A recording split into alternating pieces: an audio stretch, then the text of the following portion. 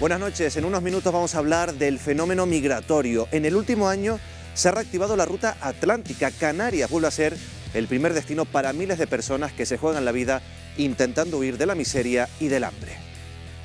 ¿Cuánto le pidieron por este trayecto? Por casi 1.200 euros. Y aquí pueden venir hasta 40 personas sentadas. Mejor que no venga de barrera, mejor que busque otra solución.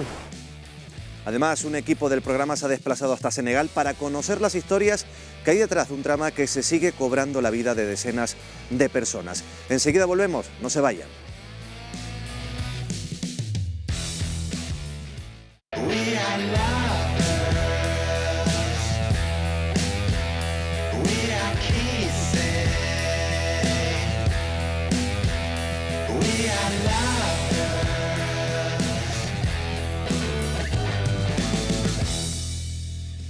Buenas noches, bienvenidos. Continúa el goteo de pateras en nuestras costas. Hemos cerrado 2019 con el doble de llegadas de migrantes que en 2018, lo que vuelve a situar a Canarias como la puerta de entrada de la inmigración africana en España.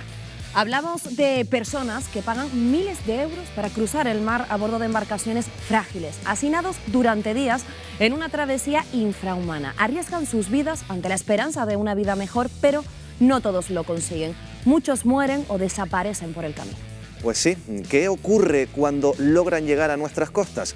Lo podrán ver a continuación en un reportaje en profundidad. Además, hemos desplazado un equipo de este programa a Senegal para entender por qué estas personas quieren huir de allí. Un trabajo que les ofreceremos a lo largo del programa. Esta noche, en Fuera de Plano, Camino del Mar.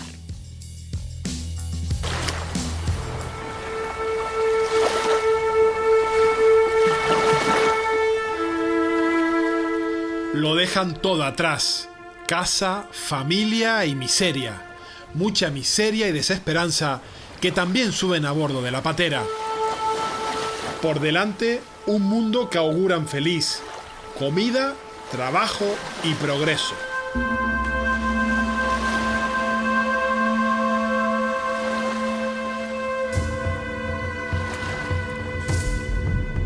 Se juegan la vida, pero poco importa porque la creían perdida. La travesía, peligrosa y a veces trágica, es el último escollo. Llegar y saltar a la tierra prometida, pisar el mundo de la abundancia es el objetivo. Pero, ¿es realmente el final del trayecto? El año pasado, 2.698 migrantes llegaron a Canarias por mar, algo más del doble que en 2018. El drama humano toca de nuevo a nuestras puertas.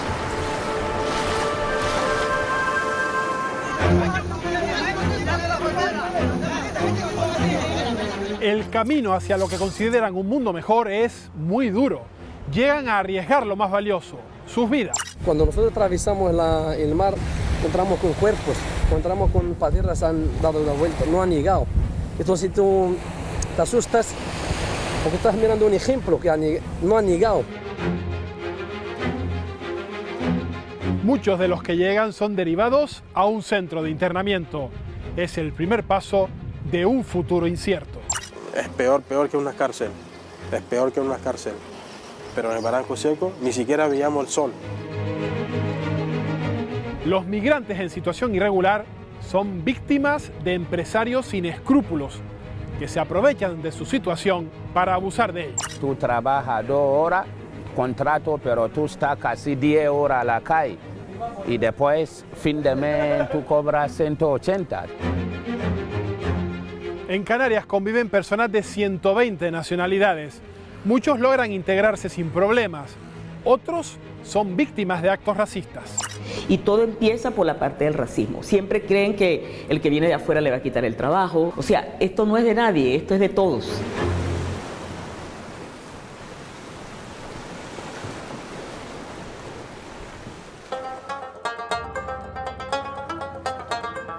La reactivación de la ruta migratoria vía Canarias es una evidencia. Las mafias vuelven a escoger el camino más imprudente, arriesgado y temerario. ¿Cuáles son los principales países emisores y qué rutas eligen para llegar al archipiélago? Un ámbito sería la parte del Magreb más cercana a Canarias, ¿no? Que implicaría básicamente a Marruecos y Mauritania. Y luego tenemos otro grupo de países importantes que implicaría pues, personas que proceden de Guinea, o personas que proceden de Malí, de Costa de Marfil, de Senegal, de Gambia. El día le irá pudiendo poco a poco al frío. Creo que he visto una luz. Países de los que parten embarazadas y niños cada vez en mayor número. Puede ser posible que haya más menores y más mujeres que valoran la posibilidad de tener una atención especial entre nosotros o en otros, obviamente, en otros territorios nacionales a los que llegan. ¿Las personas que llegan a Canarias lo ven como un punto definitivo de asentamiento o es un punto de paso para llegar después hacia el continente, una puerta de entrada?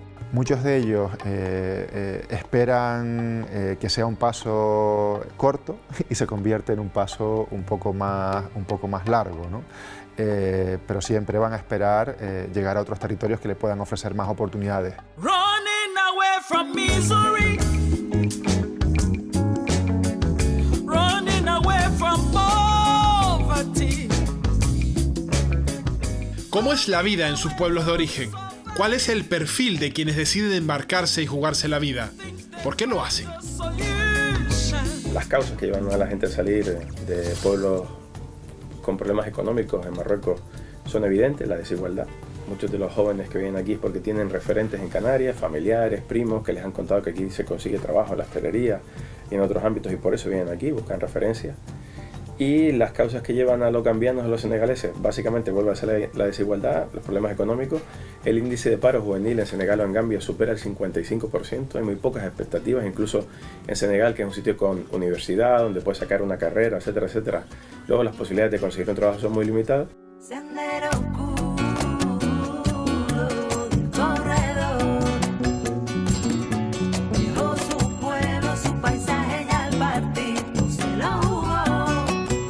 La mayoría de los jóvenes no son distintos al resto, solo buscan una oportunidad. Básicamente no tienen la vida que ellos les gustaría tener como cualquier joven de 20, 30 años en España, en Europa. Es decir, no vienen los más pobres, no viene el que huye del hambre crónica, viene la gente que tiene alguna posibilidad de pagarse el viaje, etcétera, etcétera, ¿no? Hombres, la mayoría, el 80-85%, pero cada vez más en Canarias vienen mujeres embarazadas en compañía de menores, que son personas mucho más vulnerables. Y el tercer perfil, en Canarias hay aproximadamente 500 niños tutelados, son niños que han viajado solos y que el sistema, por nuestras competencias, está obligado a darle atención. Vamos pa'l mar en un barco sin vela que nos lleva a la deriva, esperamos llegar porque el sitio que es nuestro hogar no nos deja más salida. Vamos pa'l mar en un barco... Subirse a una patera es un acto de valentía. Embarcaciones frágiles y atestadas de personas. A pesar de esas condiciones, a veces la suerte acompaña. Cali Sukuna, nos ha citado usted aquí, ¿por qué? Porque hace 13 años yo llego aquí en Gran Canaria, una playa como esta en patera. 3 días duró el viaje. ¿Qué edad tenía cuando subió a la patera? 14 años. Recuerdo que vino 36 personas en la misma patera. Al último día nos quedamos sin gasoil y creíamos que ya muchas veces creíamos que no íbamos a llegar porque entraba bastante agua. Tenemos que estar con el cubo sacando la agua y somos muchos de los afortunados que llegaron aquí. Cali, ¿tú eres de Mali? Sí. ¿Cómo llegas de Mali a Mauritania? Mitad caminando, otra mitad en coche. Porque a usted lo captan mafias. Sí. ¿Cómo es ese contacto con la mafia? Realmente te lleva a un sitio donde no hay ni gente, ni casa, ni nada, sino en una zona concreta del campo. Para ellos puedo dominar, puedo controlarlo todo, ¿no? ¿Cuánto le pidieron por este trayecto? Por ese trayecto fueron, en comparación con el euro, fueron casi 1.200 euros. ¿De dónde sacó usted ese dinero? Con 14 años. Traía de la familia y tenía ganadería y vendí un par de cosas de ganado y gracias a eso. Obviamente si hoy en día lo tengo que hacer, no lo haría. De hecho yo creo que en algún momento del viaje y yo, mi persona por lo menos, creí que no iba a llegar. Esto era el final de todo. Cali Sukuna, muchísimas gracias. Muchísimas gracias, ha sido un placer, gracias. Muchos no llegan, se hunde su sueño, patera. El viaje está lleno de riesgos. Además del coste económico y emocional de abandonar su país, la travesía puede acabar en tragedia. Al menos 16 migrantes murieron tratando de llegar a las islas durante 2019. Un 22 de noviembre del año 2004, Isa Sidibe sobrevive al naufragio de una patera. Isa, ¿qué ocurrió aquel 22 de noviembre? Embarcamos una patera por venir aquí a España y tuvimos una noche y un día al mar. Y cuando llegamos a Isla Fuerteventura a las 8 de la noche, nos venía a rescatar los guardias civiles. Todo quería subir al mismo tiempo y como el peso estaba a un lado, se volcó la patera. Nos viajaba 40 personas y fallecieron 11 y llegamos 29 con vida. ¿Por qué te subiste a aquel barco? Porque decidí salir y mejorar mi vida y buscar algo mejor por mí, por mi familia, por poder mejorar mi vida. ¿Cómo fue ese viaje? Hambre tenía y necesitaba algo caliente, el frío que hacía y no venía con ropa adecuada y tenía frío, la gente... Y como venía tanto personas a la patera que no podía ni sentar, no podía tirar la pierna y eso quiso también que mataron mucha gente. Entiendo que la mayoría de las personas murieron ahogadas. Sí. ¿Qué hiciste en ese momento? Poco podía hacer, pero bueno, yo volcó la patera, tiraron al salvavidas. Yo tuve suerte que cogí una salvavidas y había la corra al lado y subió por la corra y no podía hacer nada más. Y cada uno pensaba subir a ese momento. ¿Sigues recordando ese momento a día de hoy? Sí, eso siempre, eso como una, no sé, como fuera que lo estoy viendo, la imágenes ahora mismo. Cuando empiezo a hablar es como me está pasando ahora mismo. ¿Volverías a subirte a esa patera para venirte a Canarias? Yo, si me pregunta hoy mismo diría que no, porque tú has pagado todo el tiempo que has perdido el camino, has pagado un dinero por poder subir eso y cuando llega ahí al momento y mira al mar que todo el mundo está subiendo, digo, no, yo voy a subir, pero ahora mismo no, si me vuelve a poner ahí que subiera, no subiría. La detección temprana de estas embarcaciones es clave. Canarias cuenta con patrulleras, aviones del Ejército del Aire y helicópteros, además de los radares del Sistema Integral de Vigilancia Exterior, el conocido como SIVE. Las críticas a las deficiencias del SIVE han sido constantes. ¿Está operando correctamente? Yo lo hice la Guardia Civil, el Sindicato Unificado de la Guardia Civil. De 12 radares solo funcionan 2. Canarias tiene una clara deficiencia en recursos materiales, tiene una clara deficiencia en recursos humanos. Nosotros exigimos al gobierno del Estado que se lo tome de manera seria y que Canarias, Lanzarote, Fuerteventura fundamentalmente necesitan la implementación de recursos humanos y recursos materiales fundamentalmente para salvar vidas.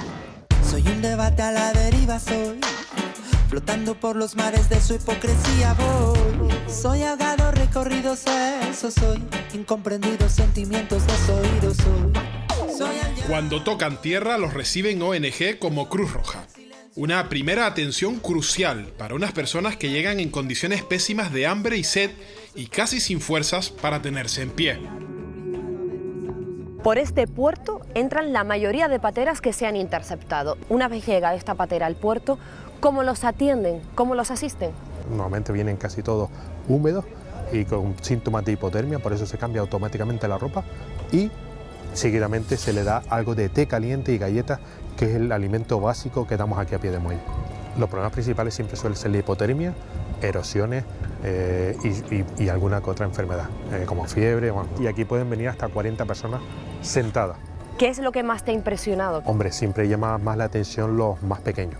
Hemos visto bebés recién llegados, también es muy preocupante cuando llegan pateras con fallecidos. Recuerdo en este muelle de atender una patera con 15 fallecidos en su interior. Intenta sacar a las personas lo antes posible, por si acaso hay algún resquicio de vida en esas personas. ¿Cómo definirías el momento en el que llegan las pateras al puerto? Es un momento de tranquilidad, sobre todo si vienen unas personas porque ya sabemos que están aquí a pie de playa, están a pie de muelle, y para la atención de estas personas, para ellos es fundamental también que una patera no haya quedado a la deriva o no haya llegado a su puerto de destino.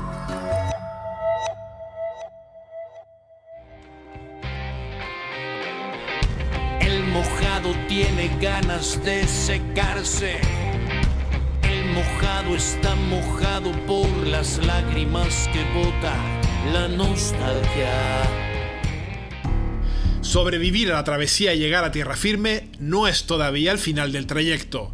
Su entrada irregular les conduce ahora al internamiento y a un laberinto legal. Mayoritariamente nos encontramos con que los centros de internamiento de extranjeros albergan a las personas migrantes procedentes de África y que llegan en pateras, un perfil muy concreto. Las personas que piden protección internacional antes de ingresar en el centro de internamiento de extranjeros, si se admite a trámite esa solicitud hecha de forma express, no pueden ir al centro de internamiento de extranjeros porque pasan a una protección distinta. Si estando dentro del centro de internamiento de extranjeros una persona solicita protección internacional, en ese momento que se admita a trámite, abandona el centro de internamiento de extranjeros. Por ejemplo, menores de edad tampoco pueden entrar. En alguna ocasión se ha detectado algún menor de edad, se ha sacado inmediatamente. Se ha dado la circunstancia de que mujeres que estaban siendo víctimas de trata estaban encerrados en un centro de internamiento con sus verdugos.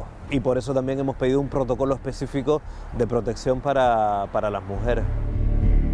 En Canarias hay 3 centros de internamientos para extranjeros, los llamados CIE. Uno está ubicado en Tenerife, otro en Gran Canaria y el tercero en Fuerteventura. Encerrado en el tiempo, ha perdido el valor para escapar de su celda. Estos centros son cuestionados. Asociaciones que atienden a los migrantes aseguran que el encierro no es una solución. Faisal El Latifi, presidente de la Asociación Entre Mares. Ustedes trabajan con migrantes y son muy críticos con los centros de internamiento de extranjeros. ¿Por qué? De hecho, por el Día Internacional por los Derechos Humanos pedimos el cierre definitivo de los CIEs en toda España. Es una medida de control restrictiva, no soluciona el problema de la migración. ¿Son cárceles los CIEs? Sí, siguen siendo cárceles porque tienen control policial, a veces no dejan acceder a varios ONGs, excepto algunas, entonces son cárceles porque bueno, los migrantes no han hecho ningún delito, sino una falta administrativa. Realmente es traumático porque verse encerrado en una cárcel, después de salir de la cárcel, que puede durar hasta 60 días, se ve enfrentado a un expediente de expulsión. Encerrarlos 60 días no tiene ningún sentido. Desde la Comisión Española de Ayuda al Refugiado llevamos exigiendo durante los últimos 3 años el cierre inmediato de todos los centros de internamiento extranjeros de España y la puesta en marcha de otro tipo de dispositivos hasta que se pueda ir resolviendo la casuística de cada una de las personas de forma singular.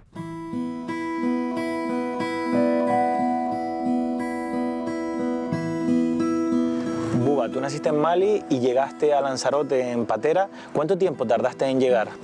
3 meses al llegar en Lanzarote, donde estuvimos 3 días en calabozo. Ni siquiera sabíamos que era noche o día.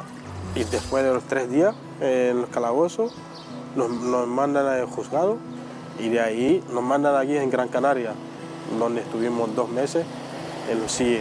¿Y cómo fue esa estancia en el CIE? Cada vez que lo cuento me da la rabia. No pueden tratar a un ser humano así. El desayuno era un vaso chiquitito de leche por persona y ni siquiera tienes derecho a repetirlo. ¿Pasaban hambre? Mucho hambre. Y a las 10, 10 y media, 11, todos en su habitación, en su celular. Y nos cierran a llave hasta el día siguiente a las 6 de la mañana.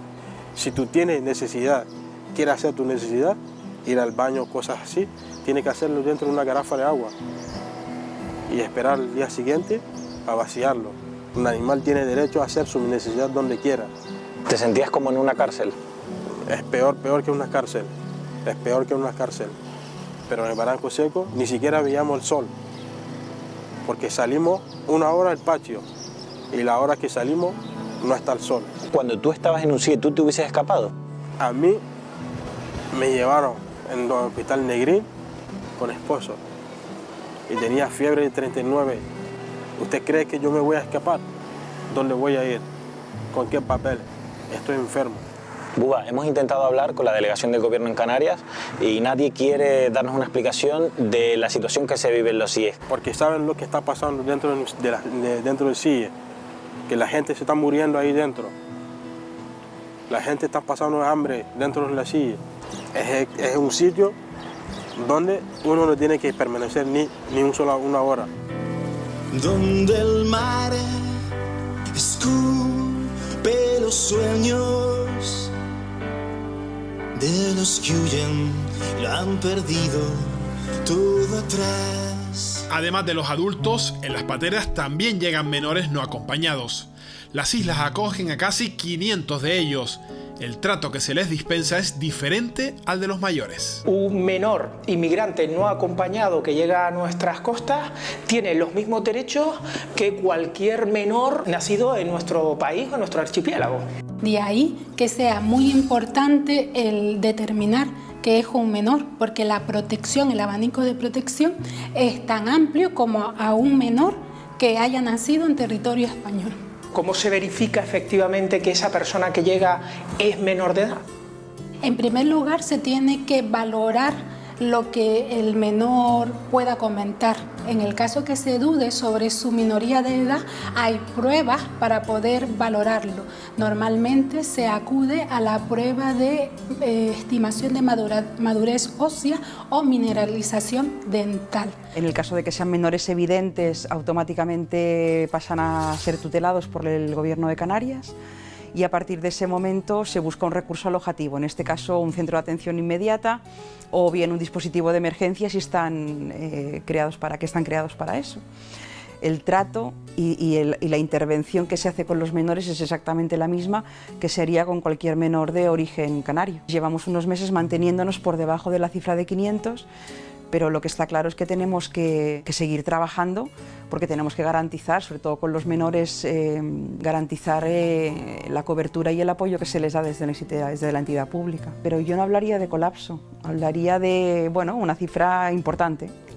El tiempo no me mueve, yo me muevo con el tiempo. Soy las ganas de vivir, las ganas de cruzar, las ganas de conocer lo que hay después del mar. Cuando un migrante acaba su estancia en un CIE, ¿cómo es su vida entre nosotros? ¿Están en condiciones de encontrar trabajo o una vivienda?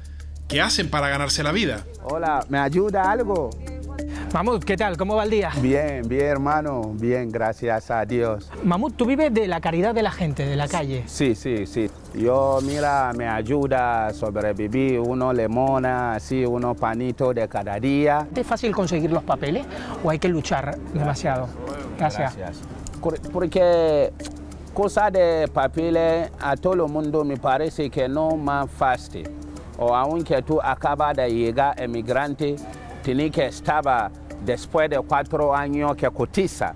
Los empleos que se les ofertan a las personas inmigrantes son empleos muy precarios. Sí, para mí, por emigrante, este equipo de trabajo no ayuda a emigrante, porque se dice tú trabajas 2 horas, contrato, pero tú estás casi 10 horas a la calle. Y después, fin de mes, tú cobras 180. De momento, mira, nosotros pensábamos somos o ladrones o algo así, pero cuando ellos se acercan, entonces se dice, lo siento, lo que pensamos no así. María Greco, técnica de migraciones, ¿cómo es el proceso de regularización de una persona migrante? Largo, costoso y como una carrera de obstáculos. ¿Por qué?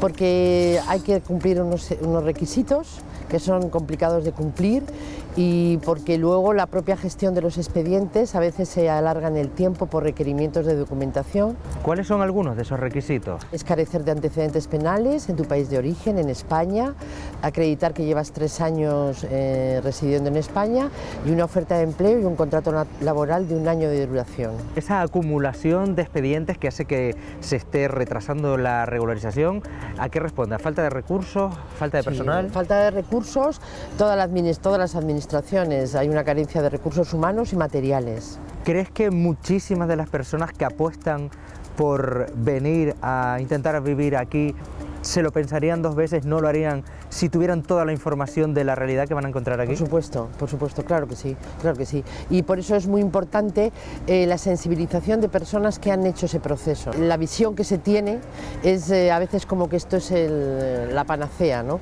Y la realidad es bien distinta.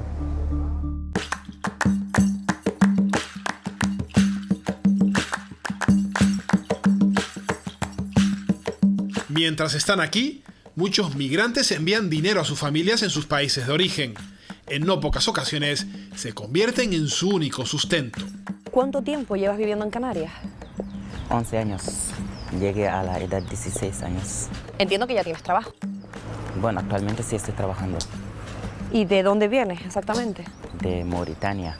¿Quiénes viven de tu familia en Mauritania? Mi madre, mis hermanas. ¿Sueles ayudar a tu familia? Sí, prácticamente todos los meses, cada vez que cobro mi nómina, hay un parte que les ayuda a ellos. ¿Qué hace tu familia con ese dinero que les envías? La nutrición, comida, además de vestimento. Precisamente hoy ibas a enviar ese dinero. Sí. ¿Te puedo acompañar? Bueno, claro, si te interesa, ¿por qué no? Vamos para allá. Vamos.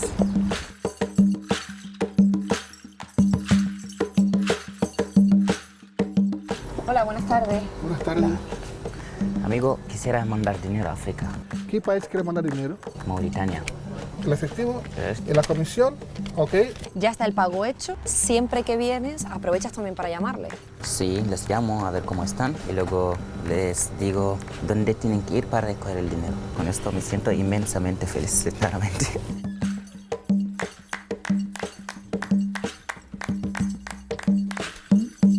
Bonsoir, mamá. Tierra, tan solo tierra, para el que huye de la tierra. La llegada de migrantes más llamativa es la que se produce a través de nuestras costas, pero hay otra más silenciosa, a través de los aeropuertos. ¿De qué nacionalidades? La población que está llegando es latinoamericana, fundamentalmente y mayoritariamente. Países de Colombia, Ecuador, Venezuela, Cuba, Chile, Argentina. Y el motivo de esa migración es la situación económica, social y política que se está viviendo en Latinoamérica. En Canarias, como frontera sur de Europa, se ejerce un férreo control migratorio.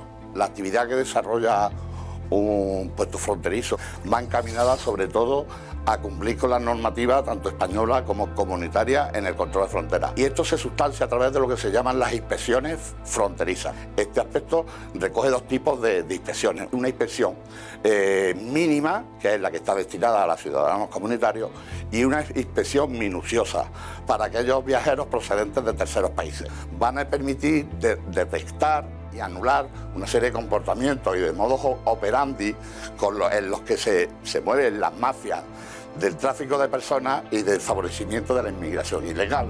Yo soy un moro judío que vive con los cristianos. No sé qué Dios es el mío, ni cuáles son mis hermanos. Por aire o por mar, los migrantes se instalan entre nosotros. Varias zonas de Canarias concentran a esta población, como en Armeñime, en Adeje, Tenerife. En este barrio conviven personas de decenas de nacionalidades. ¿Cómo es la convivencia en sus colegios? Mía, Osa, Aini, ¿cuál es vuestro país de procedencia? Yo nací en Lituania, pero mi padre es de República Dominicana. Yo nací de Nigeria. Yo soy de Lituania. Llevan ya bastante tiempo viviendo aquí, están estudiando en un colegio en el que conviven 35 nacionalidades diferentes. ¿Cómo es la convivencia entre todas esas culturas? Yo me siento bien porque así me entienden, hay otras personas que me entienden mejor. Los compañeros también me apoyan, sienten cómo estoy y mis sentimientos también. Me parece muy buena la convivencia, al menos en mi caso, pues me he adaptado muy fácilmente y todos mis compañeros pues son amigables. En el tiempo que llevan aquí estudiando en el centro, ¿alguna vez se han sentido discriminados? Yo sabía algunas palabras, sabía pedir cosas y unas niñas me pidieron ser su amiga y dije, claro, vale, sí. Y me empezaron a hacer preguntas que yo, claro, no sabía contestar y yo decía que no, no sé, sí o no, y se empezaron a reír un montón. Y en tu caso, Osa, ¿alguna vez te sentiste discriminado por ser de Nigeria o por el color de tu piel? Sí, porque algunos me llaman negro y me insultan que me vaya a mi país que no vuelva aquí. Y a veces eso me siente incómodo y a veces me enfado. Me parece injusto porque, o sea, todos somos iguales y no tienen derecho a decirle eso. Pues muy mal porque se debería sentir muy mal y él tiene sus derechos, sí. Da igual el color de las personas porque somos iguales de personas, da igual si es blanco, moreno o negro, que todo el mundo debe llevarse bien. Todos somos iguales, no importa cómo es, lo que importa es cómo es por dentro.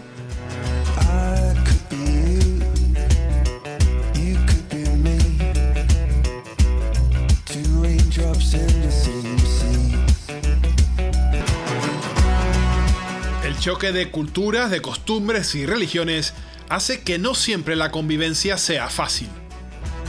Bienvenidos a la Casa del Migrante.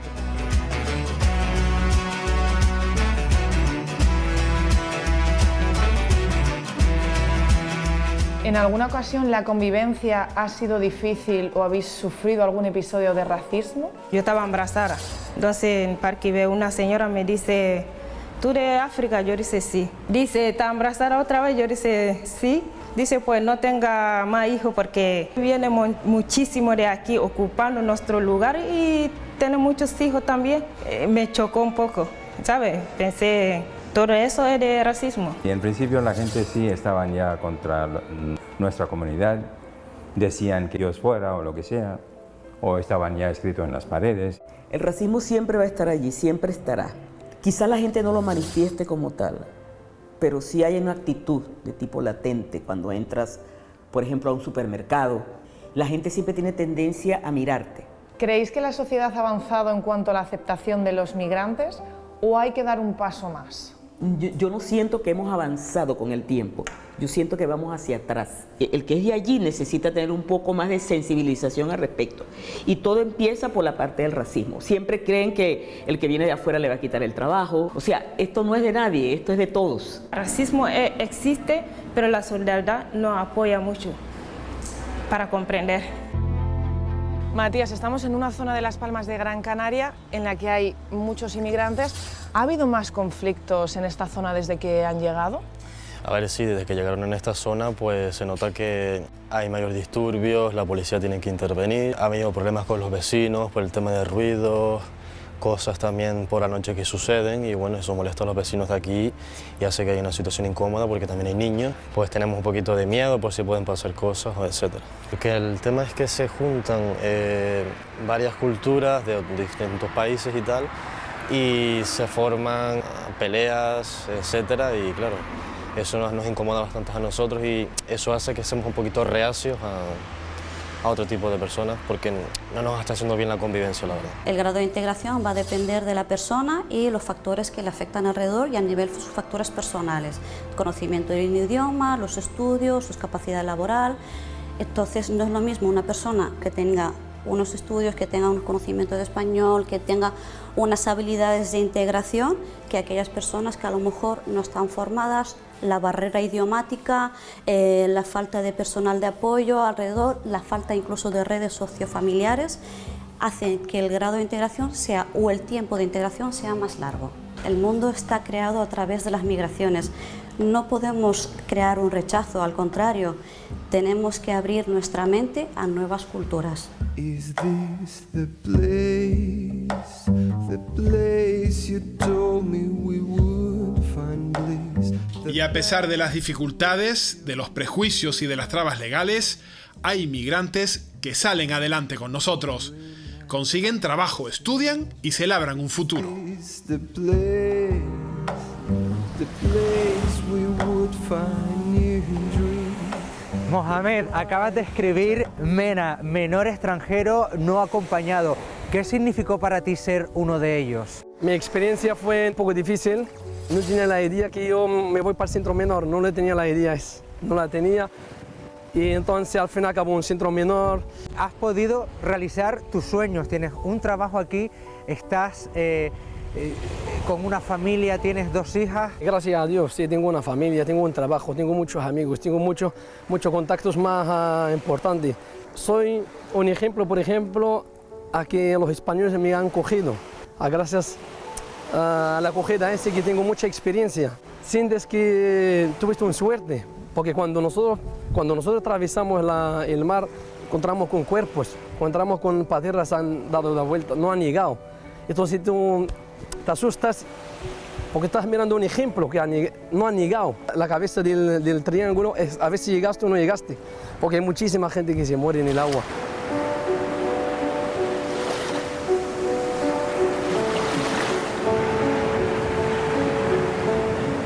Muchos de los que soñaron con cruzar el océano no tuvieron la misma suerte que Mohamed. Subir a la patera era poner en riesgo sus vidas y decenas de ellos las perdieron. Te subiste a una patera a jugarte la vida. ¿Qué mensaje le mandarías a un adolescente que hoy en tu mismo país de origen se esté planteando hacer lo mismo que tú hiciste? Mejor que no venga de patera. Mejor que busque otra solución. Hay visados, hay muchas formas de llegar aquí. Y espero que el agua fría, congelada, la circulación de sangre no se puede, el cuerpo es frío, entonces yo no creo que sufra la gente eso. Yo prefiero que vengan en la vía administrativa.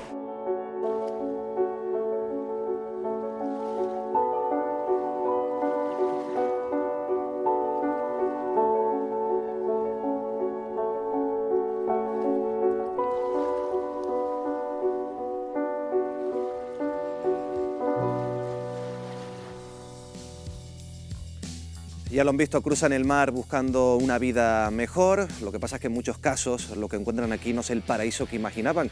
Muchos acaban en uno de esos centros de internamiento de extranjeros y a los 60 días están en la calle con una orden de expulsión, en muchos casos difícil de cumplir. Enseguida vamos a hablar de este asunto, es el tema de hoy de Fuera de Plano, pero vamos a presentarles a los invitados que van a formar parte de nuestra mesa.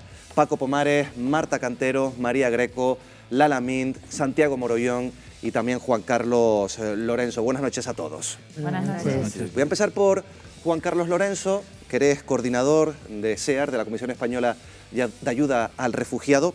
Hemos visto que la ruta canaria, podemos llamarla así, la ruta atlántica, ha tenido un repunte en el último año en comparación con otras rutas de destino, de camino a España.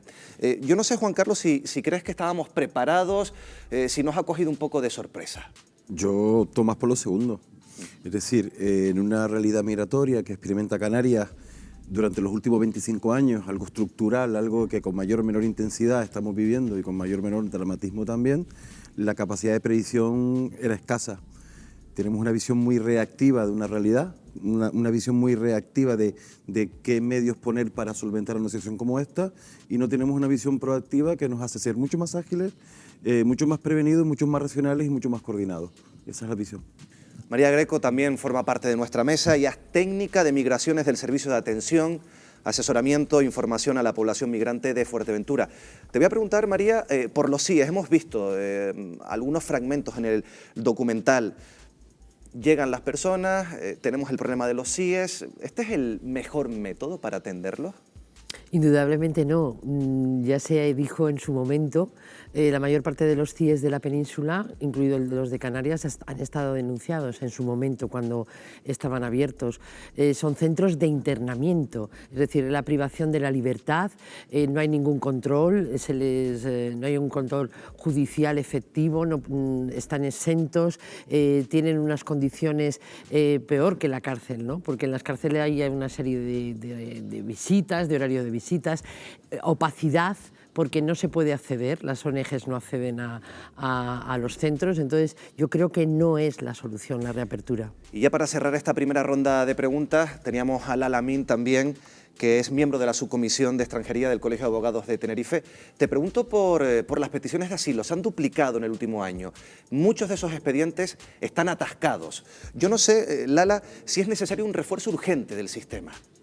Yo creo que obviamente cuanto más vulnerables son las personas que llegan y solicitan protección internacional o son menores extranjeros no acompañados en este caso o mujeres embarazadas que llegan en situaciones en las que llegan con una vulnerabilidad mayor igual que los refugiados, obviamente debe existir una protección mayor en un Estado democrático de derecho como es España. Bueno, enseguida seguimos hablando de este asunto, vamos a hablar de los CIES y vamos a ir también a uno de los orígenes, Senegal. Hemos desplazado a un equipo, a ese país, para conocer qué mueve, qué impulsa a que muchas personas arriesguen su vida. Serán unos minutos después de la publicidad.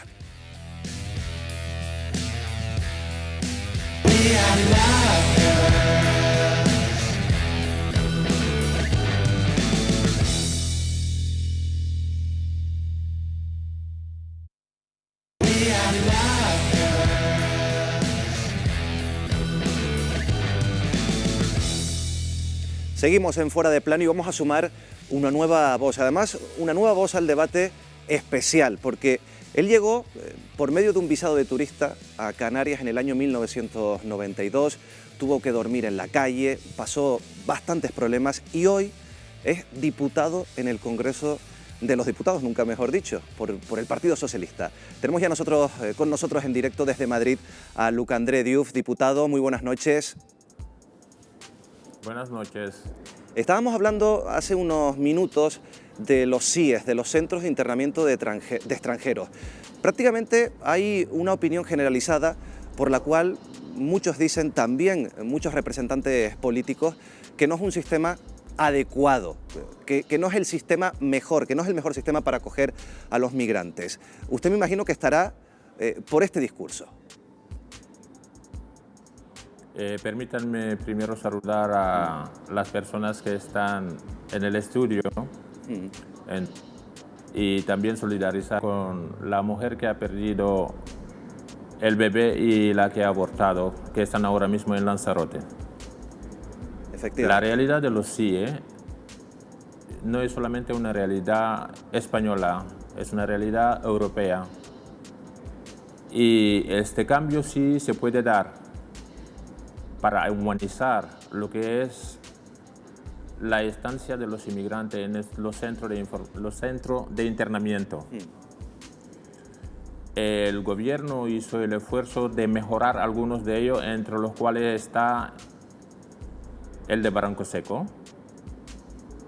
Lo que debemos de hacer los políticos es entendernos y hacer todo lo posible para que sean centro de acogimiento, donde los compañeros y las compañeras podrán aprender español, también las organizaciones no gubernamentales puedan entrar, las asociaciones de inmigrantes, y también el trabajo que tienen que hacer los abogados de oficio pueda ser una realidad. Pero diputado, su socio de gobierno, perdone que le interrumpa, pero su socio de gobierno ahora mismo, el socio de gobierno del Partido Socialista Podemos, siempre ha abogado por cerrar los CIES. Usted y el Partido Socialista habla de reformarlos. ¿En qué consiste esta reforma? ¿No es llamarlo de la misma o llamarlo de manera distinta a algo que es prácticamente similar? No es lo mismo. He escuchado a María Greco intervenir. Sí. Y la realidad de los CIE, las denuncias que se han hecho desde el delegado del pueblo,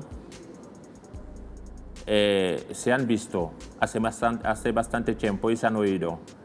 A raíz de las denuncias, el gobierno actual optó por mejorar ciertos CIEs. Es necesario que nos entendamos.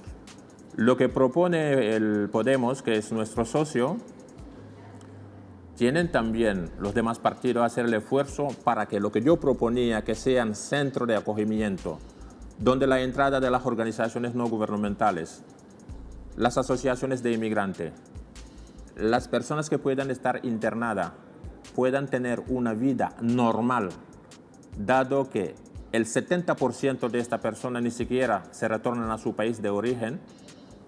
La entrada y la salida de ellos tienen que ser como si estuvieran en un centro de internamiento, en un centro de acogimiento, perdona. Hemos tenido, por ejemplo, en Gran Canaria, en aquella época, lo que son las acoges. Una propuesta podría ser esta, pero tenemos que entendernos entre todos, los partidos políticos, para que este cambio se haga efectivo. Muy bien. Solamente un partido lo podrá hacer, porque vuelvo a decir que es una realidad de la Unión Europea. Muy bien, queda claro. Luc André Diouf, diputado del Partido Socialista en el Congreso. Muchas gracias por estar esta noche con nosotros en Fuera de Plano. Hasta luego. Bueno, tema polémico. Hablaba Luc André, el diputado. María, te citaba. Claro, yo le decía que si reformamos los CIES y se mantiene más o menos el mismo sistema, ¿en qué cambia, no? Es complicado cambiar en los CIES porque lo recoge la ley de extranjería y la ley de extranjería es una ley orgánica. Ahí puede hablar la abogada. Entonces eso y requiere de la mayoría de las personas del Congreso, ¿no?, para que sea modificada. Y hay una directiva europea, porque la apertura de los CIES coincide con eso, ¿no?, porque con esa directiva, que en ese caso se amplió la estancia, la permanencia en los CIES, que se amplió en el caso de España 60 días, pero en algunos casos pueden estar hasta 18 meses, ¿no? Sí, sí. Entonces, es complicado ese cambio, porque exigiría un cambio de la normativa. Entonces, eso no va a ser fácil. Abro el debate también a los periodistas Paco Pomares, Marta y Santiago. Paco. Sí, yo creo que lo realmente complicado no es el cambio en la normativa, sino, digamos, el cambio de uso de las instalaciones.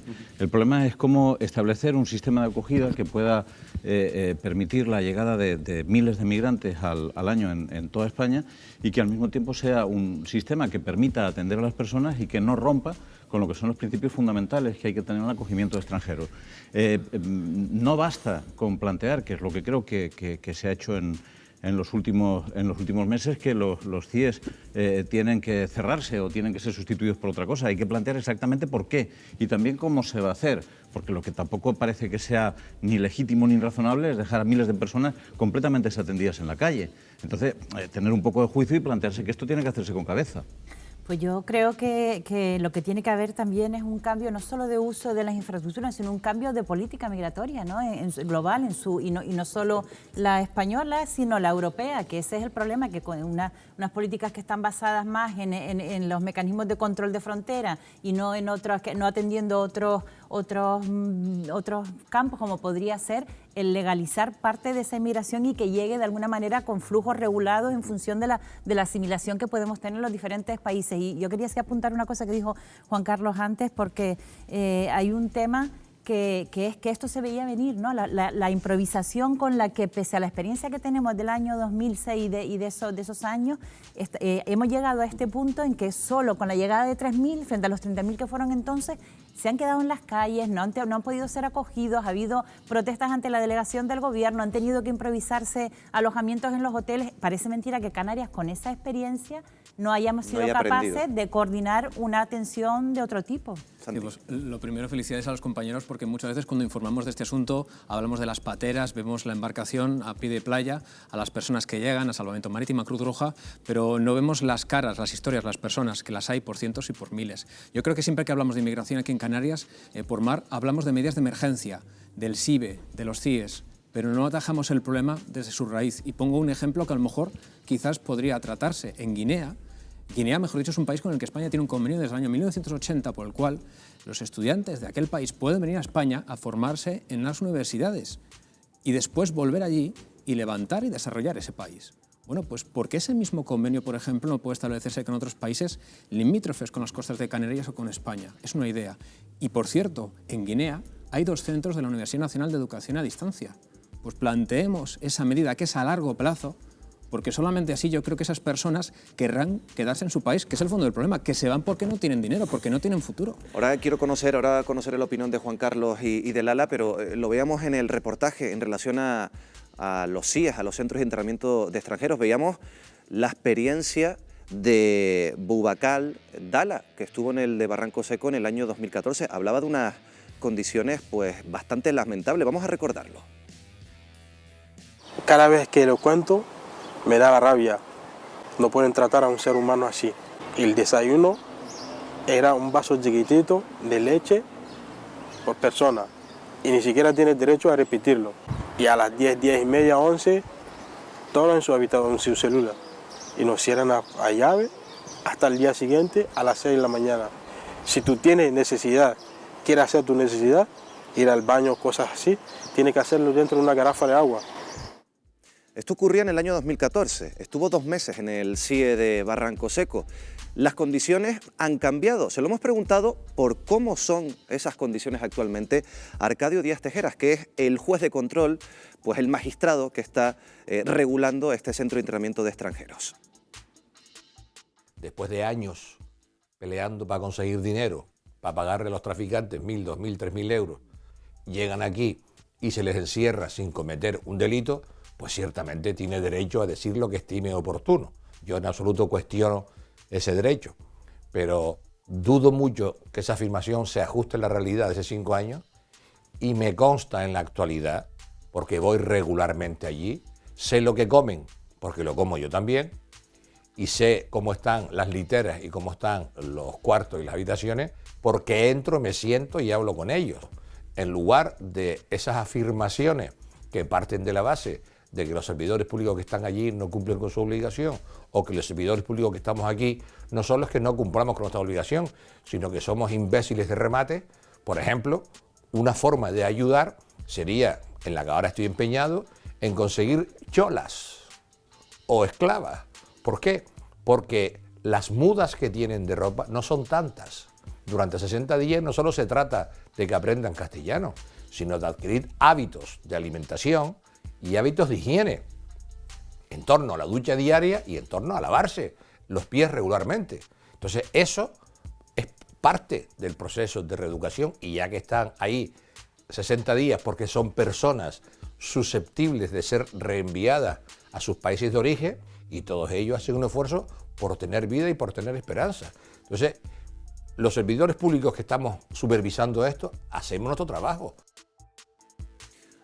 A ver, las declaraciones de Arcadio Díaz Tejera pues contrastan un poco con las denuncias de las ONGs y de los colectivos. Lala, tú has estado hace muy poco, lo hablábamos antes de comenzar el programa, en el CIE de Barranco Seco. ¿Con qué nos quedamos? Yo creo que la reflexión que hace el juez de control es súper necesaria. Ahora mismo estamos en una situación en la que ya se ve, y donde aparece que denuncia una persona, dice, a mí me ha pasado dentro de un centro de internamiento de extranjeros esto, esto y esto. Recordemos que las personas que son privadas de libertad en centros de internamiento de extranjeros, ¿vale?, no han cometido ningún hecho delictivo, como señala el juez de control.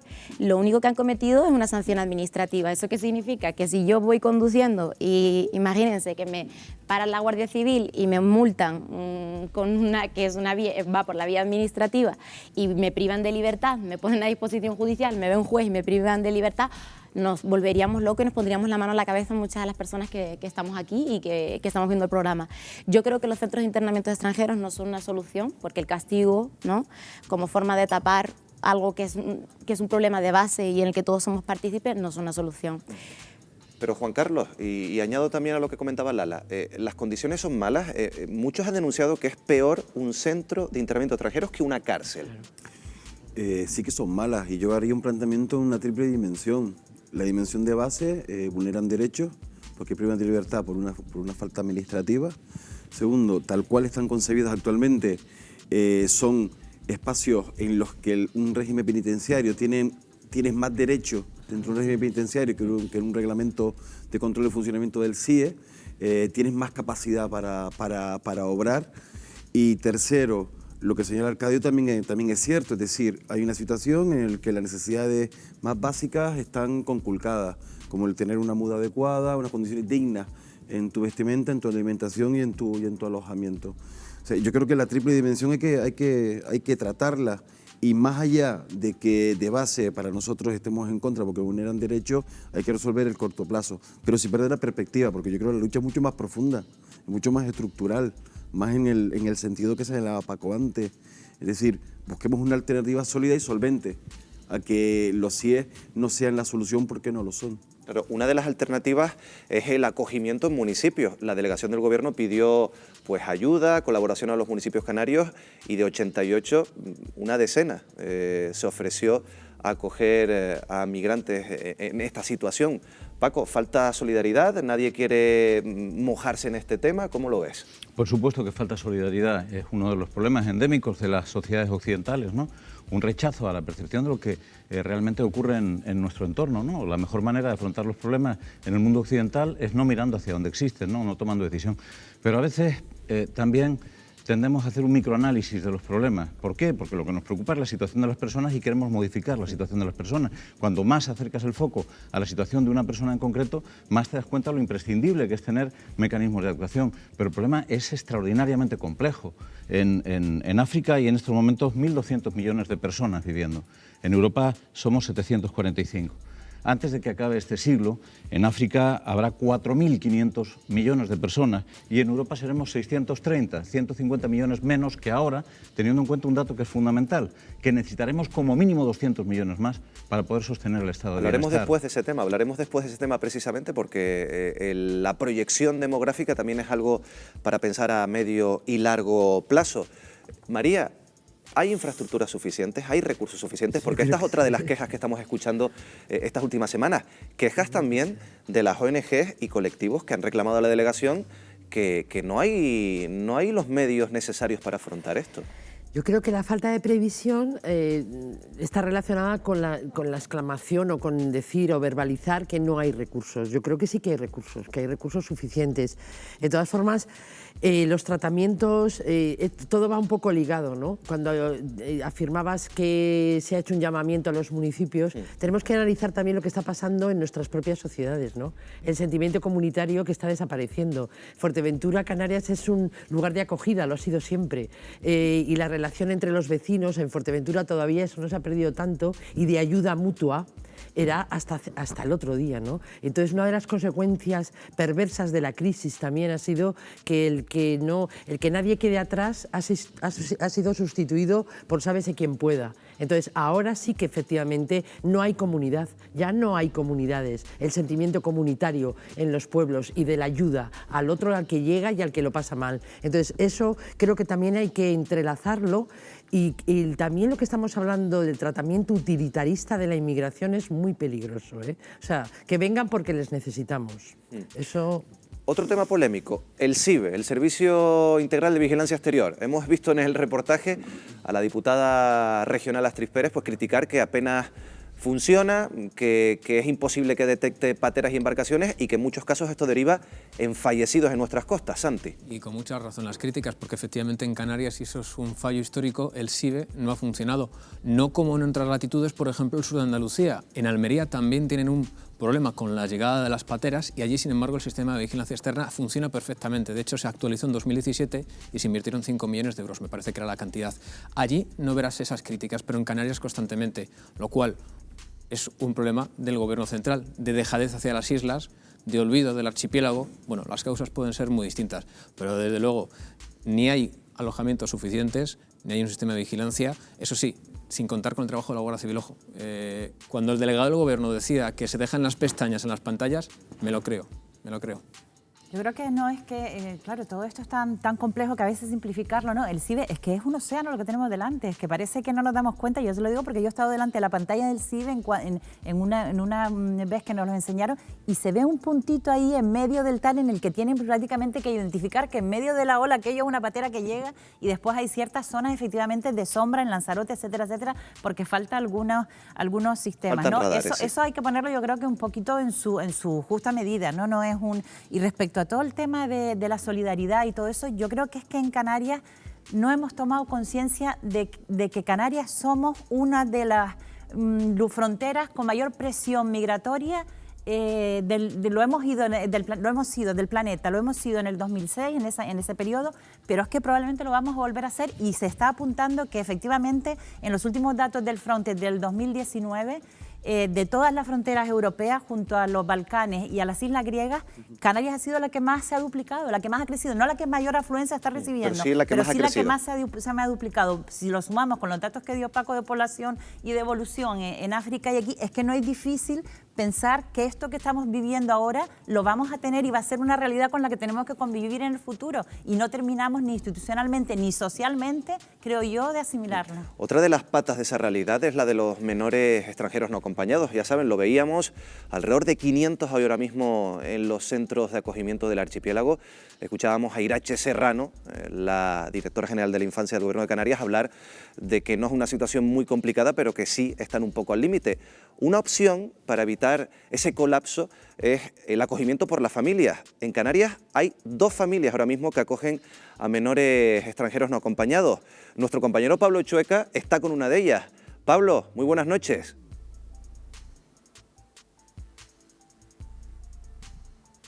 Buenas noches, Miguel Ángel. Así es, nos encontramos en casa de una de las 2 únicas familias canarias que han acogido a un menor inmigrante no acompañado, en este caso una niña de 6 añitos, Y aquí está conmigo su madre de acogida, Ani González. Buenas noches. Buenas noches. ¿Cuándo y por qué deciden acoger a Sami? Bueno, nosotros somos familia de acogida desde hace años y hace 5 meses aproximadamente la Dirección General se puso en contacto con nosotros para contarnos que había una menor no acompañada que necesitaba una familia y bueno, pues aquí estuvimos y dijimos que sí. ¿Cuál es el país de procedencia de Sami? Creemos que puede ser de Costa de Marfil, pero no lo tenemos claro y bueno, en realidad ella también creemos que está en una etapa en la que está más centrada en ella misma ahora y en su vida que en el pasado. Entendemos que en algún momento ella nos lo contará. De hecho, con la psicóloga de aldeas infantiles, que es la organización con la que nosotros trabajamos, lo vamos viendo con ella, pero bueno, de momento ella está centrada en su presente y listo. Ani, ¿por qué una menor migrante y no un niño o niña de aquí de Canarias? Pues porque nos da igual, sinceramente. Y luego además tenemos la suerte de que el programa de acogimiento no discrimina entre niños de aquí o de fuera. Sí, eso de fuera sirve como expresión, porque al final lo que importa son los niños necesitan atención y esa es una norma común a todos los niños de acogida. Y si una familia encaja con un niño, pues ¿qué importa que haya nacido aquí o que haya nacido fuera? O sea, al final estos niños son nuestros. Tú tienes aparte 2 hijos biológicos. ¿Cómo ha sido la adaptación de Sami en el entorno familiar? Muy divertida. Mi hija tiene 1 año menos que ella, entonces ellas son casi como gemelas, así se llaman. Además juegan con que una es una gemela blanca y otra es una gemela de chocolate, porque Sami ella se describe como una niña de chocolate. Y luego con el pequeño vamos encantadísimos porque están todo el día pendientes de él, o sea que en mi casa es una locura, pero es muy divertida también. ¿Qué es lo que más ha sorprendido aquí en casa de la pequeña Sami? Lo rápido que se ha adaptado, lo rápido. Ella no ha puesto peros en por qué va al colegio, por qué va a actividades, lo rápido que ha aprendido el español, habla un español, ustedes lo han visto prácticamente fluido, y eso es lo rápido. Que a veces uno pues, se puede hasta preocupar de lo manejable que son los niños, pero ella ha decidido adaptarse y ha aceptado todo lo que le hemos dicho y muy bien, estamos muy contentos. Ani, ¿qué le dirías tú a esas familias que se puedan estar pensando el recurrir a la acogida de un menor? Que se lo piensen bien, porque es algo muy duro, pero a la vez muy reconfortante. Es decir, no es algo sencillo, no viene un niño a casa y ya está, sino que hay que trabajar mucho, pero luego te da una alegría y te pone en una perspectiva de vida muy importante, porque te enseña lo que es la vida en realidad y luego para tu familia, para el entorno familiar es muy gratificante también. Pues Ani, muchísimas gracias por ofrecernos de testimonio y ahora es momento de que continuemos en nuestra mesa de debate. Miguel Ángel, buenas noches. Buenas noches, gracias Pablo. Bueno, ya lo han visto, una experiencia positiva.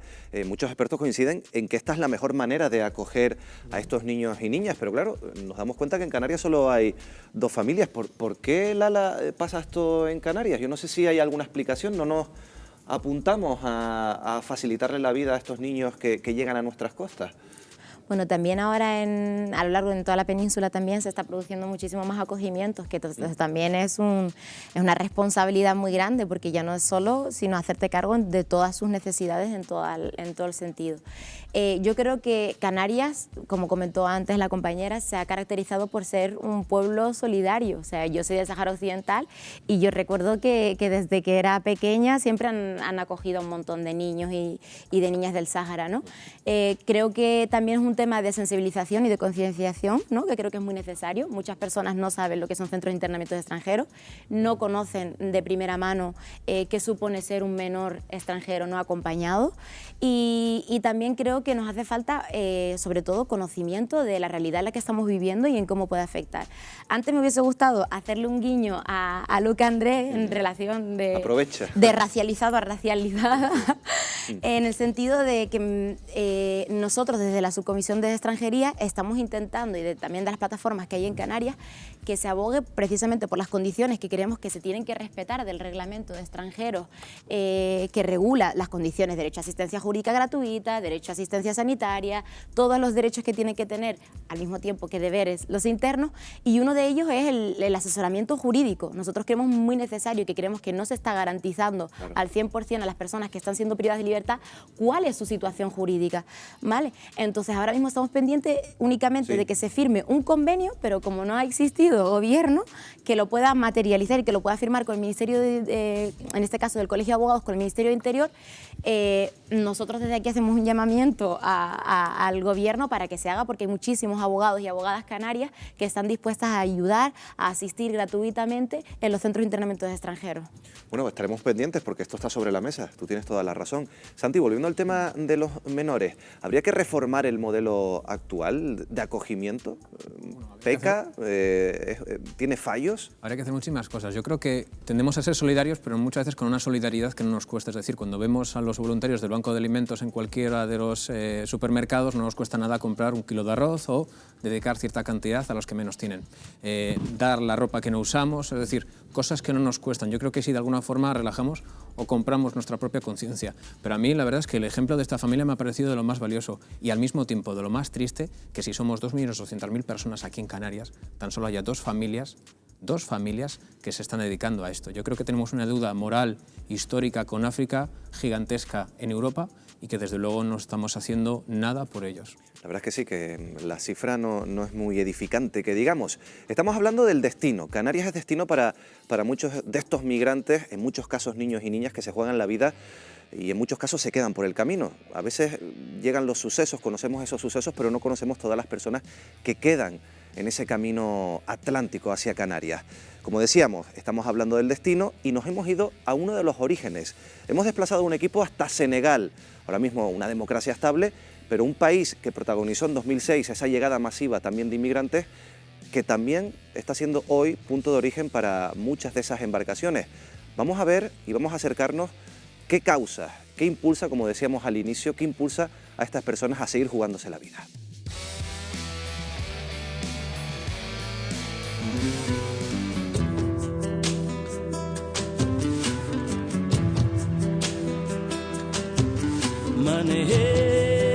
Senegal ha sido durante más de una década el Finisterre de la África Occidental, el último trozo de tierra que miles de migrantes han alcanzado, muchas veces extenuados, para jugárselo todo a una última carta, la de atravesar el océano. Muchos siguen perdiendo la vida en el intento. Pueblos enteros como esta aldea a las afueras de Dakar se han quedado casi sin jóvenes. Yaya Bayán perdió a su hijo de 27 años al naufragar rumbo a Canarias. Decidió crear una asociación para luchar contra la emigración clandestina. Yaya Bayán, salam aleikum. ¿Por qué su hijo decidió subirse a una patera? Que mi hijo era pescador y como todos los de ese barrio vivíamos de pesca y únicamente de esto y no necesitábamos nada de nadie.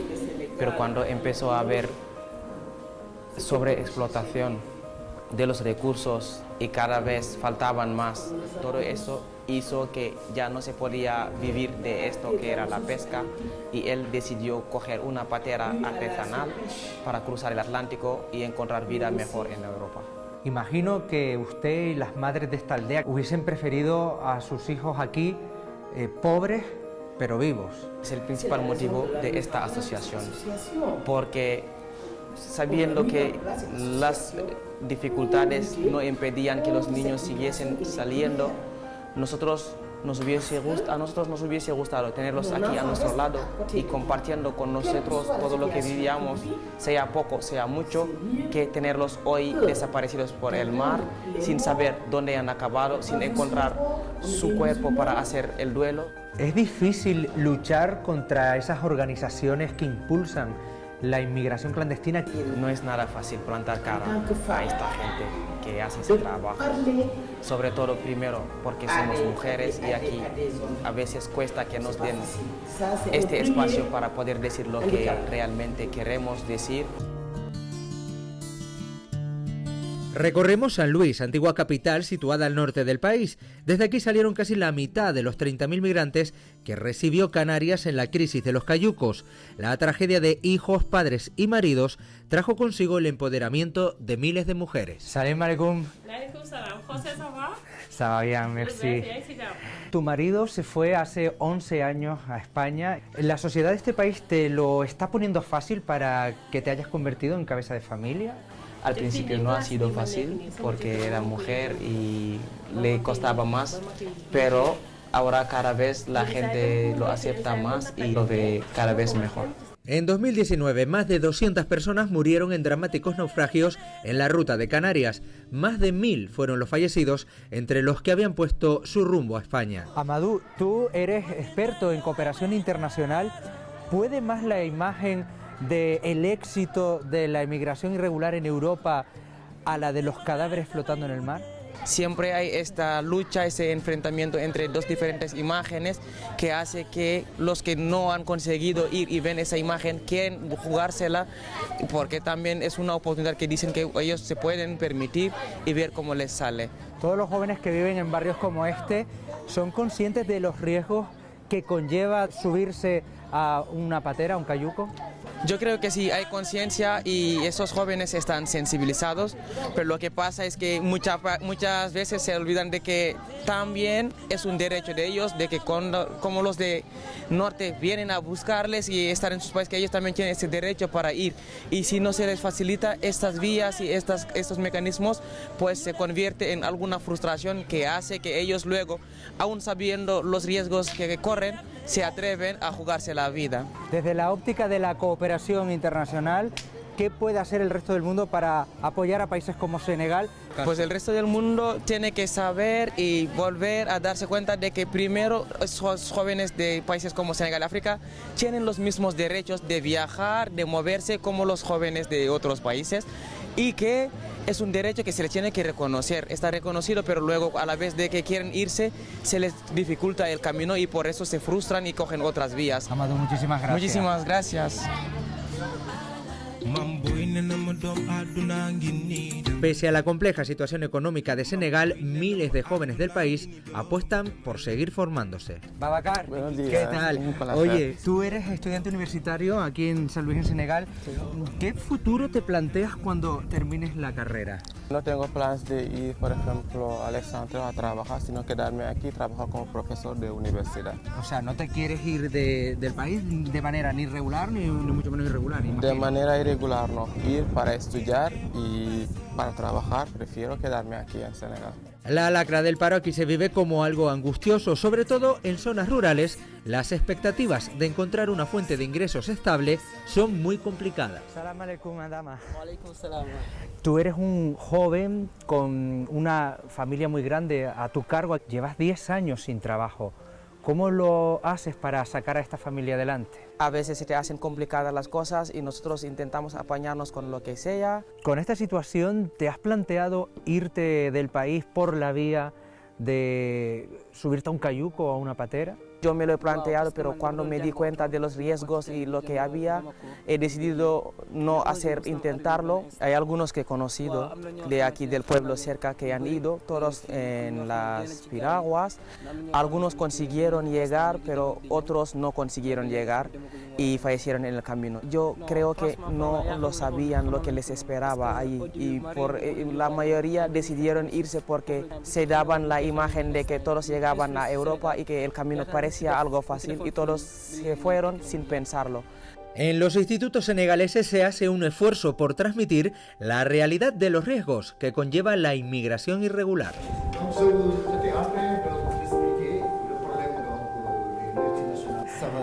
Bien, merci beaucoup.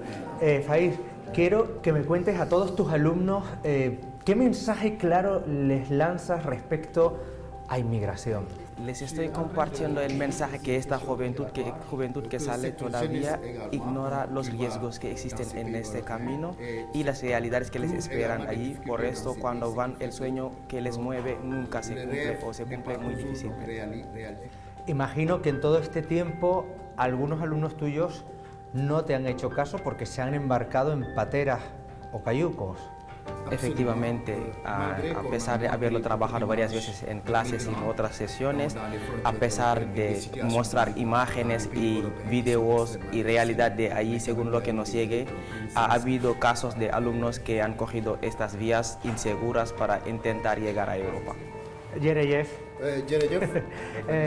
qui peut répondre a una cuestión, s'il vous plaît? D'accord. ¿Me puedes decir si entre ustedes hablan sobre este tema? Es algo que nos duele y cuando sobre todo nos enteramos de lo difícil que es el camino, sobre todo cuando hay algunos que pasan por zonas como Libia, donde se les trata como esclavos. Y mi punto de vista es siempre que nosotros no podemos dejar nuestro país para ir a desarrollar otro país, porque somos el patrimonio y la esperanza de este país, y somos los que mañana tendremos que desarrollar este país, nosotros jóvenes y las mujeres, para sacarlo adelante.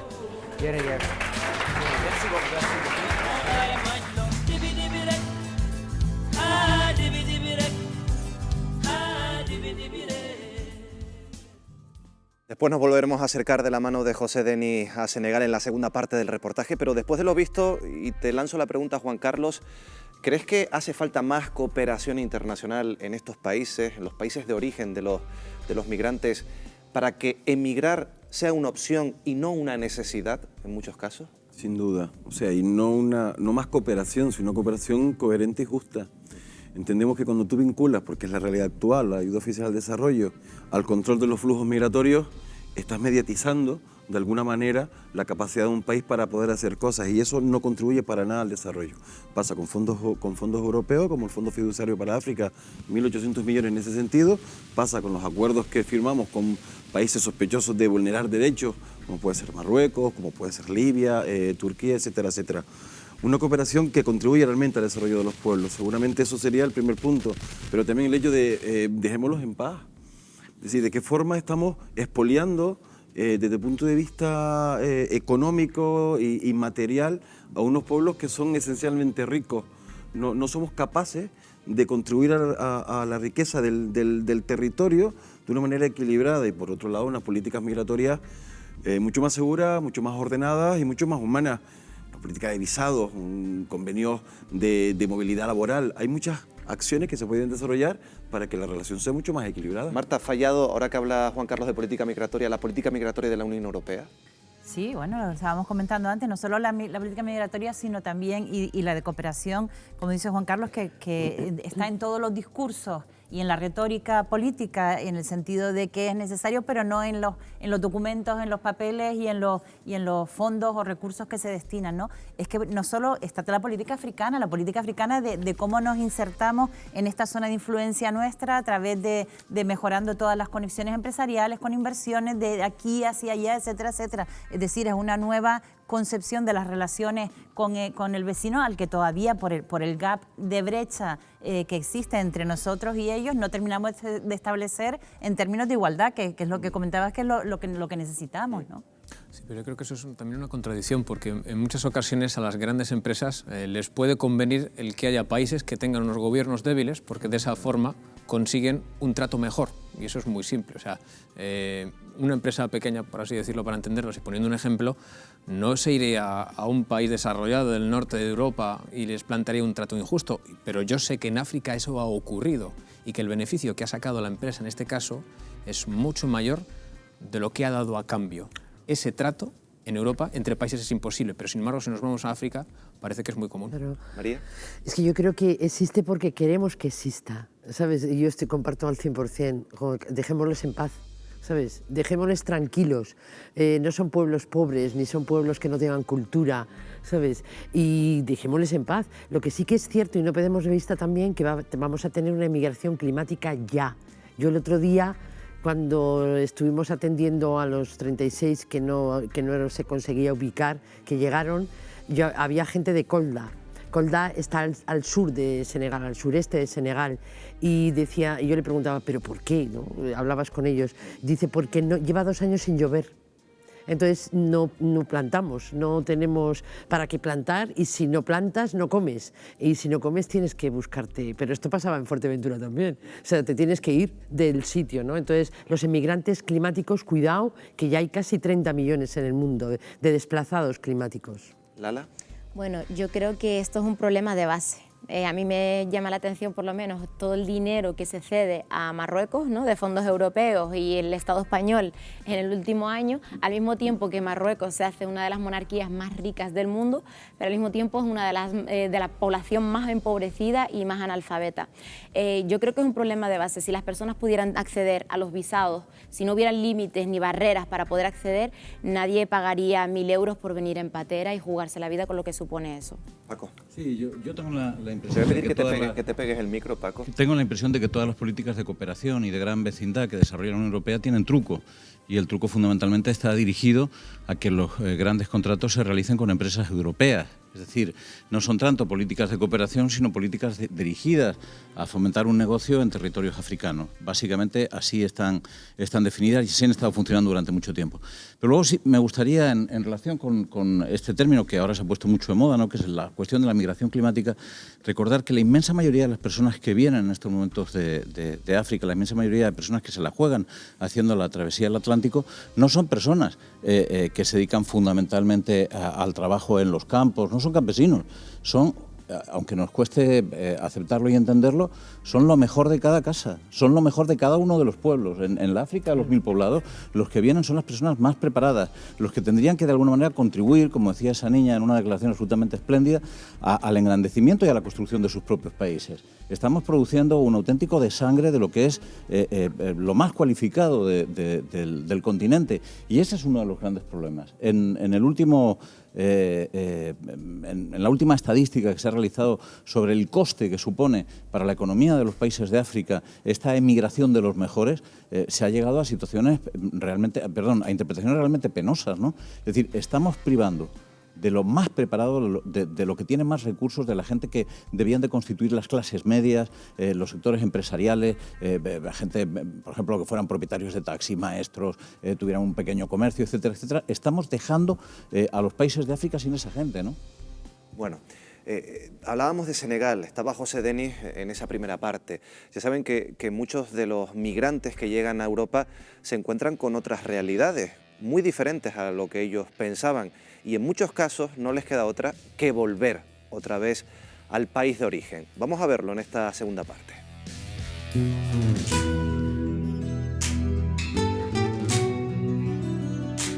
Tras cruzar África a pie, navegar el Atlántico y pisar territorio europeo, llega la gran decepción. Muchos miran cara a cara a la mentira de un sueño prometido que suele terminar en centros de internamiento, en pobreza y en más marginación.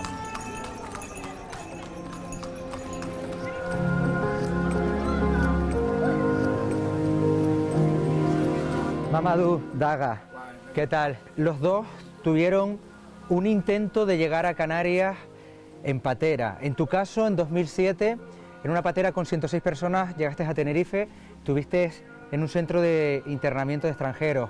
En el tuyo, el mal tiempo hizo que de Marruecos a Canarias tuvieran que dar la media vuelta. ¿Qué han aprendido ustedes de esta experiencia?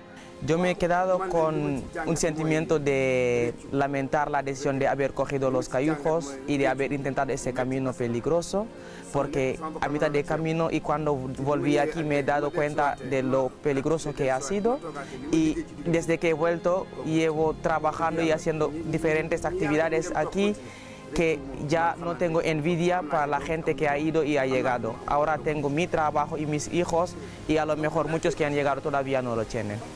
En tu caso, ¿qué aprendizaje sacaste tú, Mamadou? El camino ha sido muy duro, pero de ese camino he aprendido muchísimo, y por una parte sí no lo intentaría, pero por otra parte intentaría para ver mi suerte en esto. ¿Se han planteado volver a intentarlo? Yo personalmente no lo volvería a intentar, porque ya por mucho que haya millones y millones de euros que se pueden ganar una vez estando ahí con un nivel de vida mejor, eso no es el precio de una vida humana. Yo sí, cuando me echaron en el 2007 me quedé con las ganas de volver a intentarlo, no porque ignoraba el peligro, sino porque me habían echado a mí y otros de mis paisanos y habían dejado ahí a otra gente de otras nacionalidades, como que ellos tenían más suerte que yo, y yo me quedé con ese sentimiento de volver a intentarlo, aún sabiendo los riesgos y el peligro de este camino.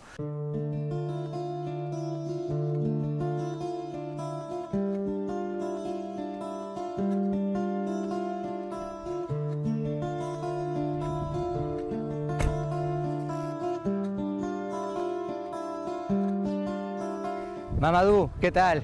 Oye, te veo trabajando aquí en tu asociación que creaste cuando regresaste de España a Senegal.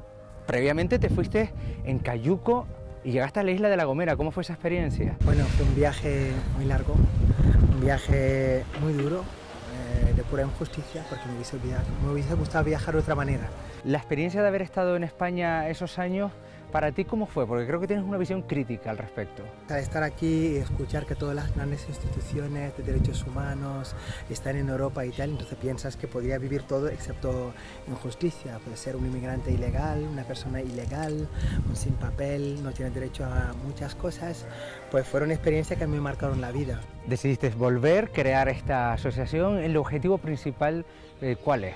Hacer ver la gente de Gandiol, la gente de mi pueblo, y hacerle ver toda la riqueza que tiene este pueblo. Y también hacer entender a las autoridades que si apuestan por la juventud, Senegal puede tener otra cara. De regreso a Dakar quedamos con el periodista canario Pepe Naranjo. 8 años viviendo en primera línea, los movimientos migratorios africanos le convierten en una voz cualificada para analizar en qué momento se encuentra este fenómeno. Pepe, ¿qué está pasando? ¿Por qué se está produciendo un repunte en la llegada de pateras y cayucos en la ruta de Canarias? Yo creo que la explicación está en que las migraciones son un fenómeno líquido. Ahora ha habido una reacción por parte del gobierno marroquí, fruto de la cooperación con la Unión Europea, de cerrar, digamos, la salida de migrantes. De hecho, en el año 2019 ha descendido prácticamente a la mitad la llegada de migrantes a la península, mucho menos de la mitad. Pero la parte de Canarias, la salida desde el sur de Marruecos o desde el Sáhara Occidental, no se ha producido ese cierre, por lo cual ese líquido, entre comillas, se ha trasladado hasta aquí y han vuelto a llegar cayucos a Canarias, y eso tiene que ver fundamentalmente con la salida de embarcaciones desde Gambia.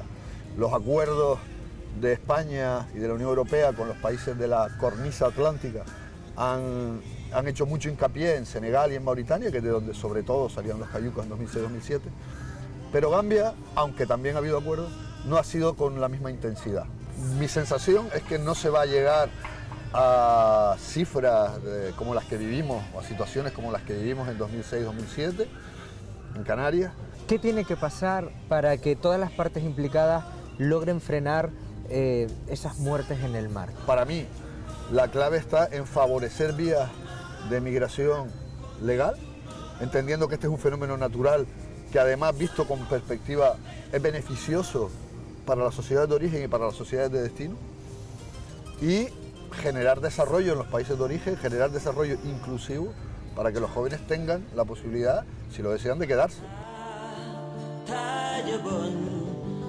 Desde este continente parten en busca de un futuro hacia una Europa envejecida que también los necesita.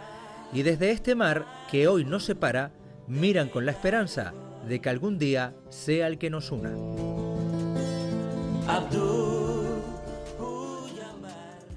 Hablaba Pepe Naranjo, de favorecer vías legales a esa migración, porque es un fenómeno líquido, es un fenómeno al que no se le pueden poner puertas. Marta, ¿querías aportar algo? No sé si de esta parte o de la anterior. No, en la anterior, cuando estábamos hablando del tema de cómo relacionarnos con los vecinos africanos desde el punto de vista económico, no solo de cooperación, porque no se trata solo de que vayamos a hacer negocios allí, ¿no? El comercio es lo que ha movido y lo que más ha ayudado a que las culturas distintas se entrelacen. Incluso la propia Canarias tuvimos una relación con África mucho más viva hace muchísimos años, cuando teníamos el comercio de las maletas, etcétera, etcétera. Es decir, se trata un win-win, eso que se dice, ¿no? De hacer negocio, porque es verdad que las relaciones, los instrumentos de vecindad y gran vecindad probablemente no sean los idóneos, porque priman el que sean los europeos, aunque con socios africanos, los que realmente se beneficien de esos fondos, pero yo creo que esa es una vía que hay que explotar mucho más, y en ese sentido, cada iniciativa que se pone en marcha, pero no me Miguel Ángel, nada más que una cuestión, que es, por ejemplo, la posibilidad de que se abra la ruta de Tarfaya, se bloquean allá, se bloquean aquí, es decir, no se normalizan las relaciones con unos vecinos que tenemos, que los estamos tocando con las manos, que tenemos simplemente esa franja de océano por medio. Sí, yo estoy de acuerdo. Efectivamente, el comercio es fundamental, y además es la puerta que abre la colaboración entre los países. Lo que no es fundamental es el abuso. Y tampoco es fundamental utilizar el territorio africano básicamente como localización de inversiones que en África no son necesarias o no son imprescindibles. Pongo un ejemplo muy rápido. Todo el norte de Marruecos está lleno de extraordinarias autopistas con unos sistemas de circulación prácticamente intransitados. Y una de las cosas que, sin embargo, no se puede hacer es transitar llevando tomates marroquíes hacia la frontera española, porque España levanta una frontera para que no entren los tomates, para que no entren en competencia con los de Almería o los de Canarias. Entonces, ¿qué es lo que ocurre? Nosotros importamos marroquíes para cultivar los tomates en territorio canario, le ponemos la etiqueta de tomate europeo y lo mandamos para Europa. Oiga, en vez de estar haciendo carreteras por las que circulan camiones que no van a ningún lado, ¿no sería más sencillo realmente levantar las fronteras para que pudiera establecerse comercio? Eso sí es algo razonable, pero hacer inversiones que solamente gratifican, solamente permiten enriquecerse las compañías europeas, yo no le veo mucho sentido. Santi, en ese sentido, más visados y menos control fronterizo, lo decía Pepe Naranjo. Pues mira, sí, a lo mejor esa es la solución, porque efectivamente se trata de un tránsito fluido, de tránsito de talento, de una parte a otra. Antes lo decía Paco, no vienen los peores, vienen gente formada, que está destinada a ser la futura clase media de ese país, y les estamos robando esa capacidad intelectual a todos esos países. Esa es la realidad. Les estamos comprando a muy bajo precio los materiales, estamos construyendo en aquellos países con unos estándares de calidad que a lo mejor no aplicaríamos en la Unión Europea, pero encima también es que les estamos expoliando ese talento intelectual. Juan Carlos, presión demográfica. Paco daba unos apuntes antes de cómo va a evolucionar pues esa línea demográfica del continente africano y de Europa. Y encima, en Canarias, en España y en Europa, no nacen niños. Al final, la inmigración también va a ser un recurso del que apostar o del que tirar para compensar esos vaivenes demográficos. Yo creo que las migraciones está estudiado, que las personas aportan desde muchas diversas perspectivas, es decir, un aporte cultural, un aporte personal y un aporte económico también. Y las migraciones también participan de ello, es decir, hemos escuchado múltiples estudios de múltiples organismos, ninguno de ellos sospechoso de ser demasiado izquierdoso, señalando que las migraciones son necesarias, simple y llanamente necesarias para poder sostener un sistema de protección social, un sistema de bienestar, principalmente pensiones, que está pues puesto en entredicho, conculcado con la actualidad de la pirámide poblacional en países europeos, incluida España. Pero yo, más que plantear las migraciones como una gran oportunidad, yo creo que es un ejercicio de responsabilidad, el que tengamos relaciones equilibradas y legales, seguras y sobre todo justas, y es una situación un contexto de necesidad para poder vivir quizás con un bienestar al que no estamos acostumbrados a prescindir. Bueno, hablando de demografía, precisamente Canarias no para de crecer en población. Las islas se han convertido en un destino atractivo para muchos extranjeros que buscan una residencia, y lo hacen precisamente aquí en el archipiélago. Además, corroborado por los últimos datos, esta semana los conocíamos, del Instituto Nacional de Estadística, Wendy. Pues sí, Miguel Ángel, vamos a ver esos datos. La población canaria superó los 2.200.000 habitantes en el primer semestre de 2019, según los datos que acaba de publicar el Instituto Nacional de Estadística. En esos 6 meses, el número de habitantes del archipiélago ha crecido en más de 13.000. Pero fíjense en estas cifras. Nacieron 6.700 niños y fallecieron 8.130 personas. Entonces, siendo así, ¿cómo es posible que haya crecido la población? Pues la respuesta está en la inmigración. Nuevos residentes que llegaron a las islas, principalmente de la Unión Europea, desde países sudamericanos y también procedentes de Centroamérica.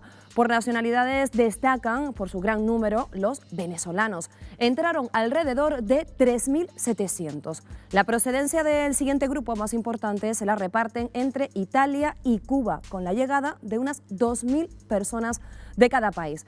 Y los terceros en relevancia que eligieron Canarias como destino fueron los colombianos, cerca de 1.800. Vamos a ver ahora cómo se distribuyen por las provincias. La preferida por los italianos y los venezolanos ha sido Santa Cruz de Tenerife, mientras que a Las Palmas llegan en su mayoría colombianos. Si vemos el reparto por islas, no todas tienen el mismo peso de población extranjera. Donde más foráneos hay es en Fuerteventura. Allí el 39% de sus residentes han nacido fuera de España. Le sigue Lanzarote, donde casi el 30% es de origen extranjero. En total, en Canarias hay alrededor de 480.000 personas que han nacido en otro país. Supone el 22% de la población registrada en las islas. Pero, ¿son, como algunos afirman, un riesgo para el mercado laboral?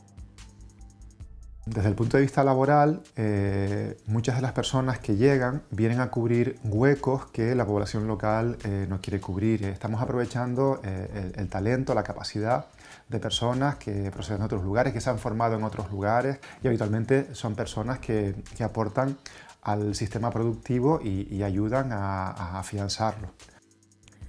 Precisamente nos quedamos con esa última frase, con ese titular. Y ahora ha dicho el sociólogo Vicente Zapata, Miguel Ángel, los inmigrantes, las personas que vienen de fuera, es más lo que aportan al sistema productivo de Canarias que quizás lo que restan, como dicen algunos. Nos quedamos con esas declaraciones y también con un dato. Alrededor del 22% de los residentes en Canarias son extranjeros, y ya saben que cada vez que sale una cifra de este tipo siempre surge el debate sobre si habría que limitar esa presión demográfica por vivir en unas islas. Paco, esto es un debate recurrente desde hace mucho tiempo. Bueno, esto es un debate histórico que ha creado además clásicos políticos, ¿no?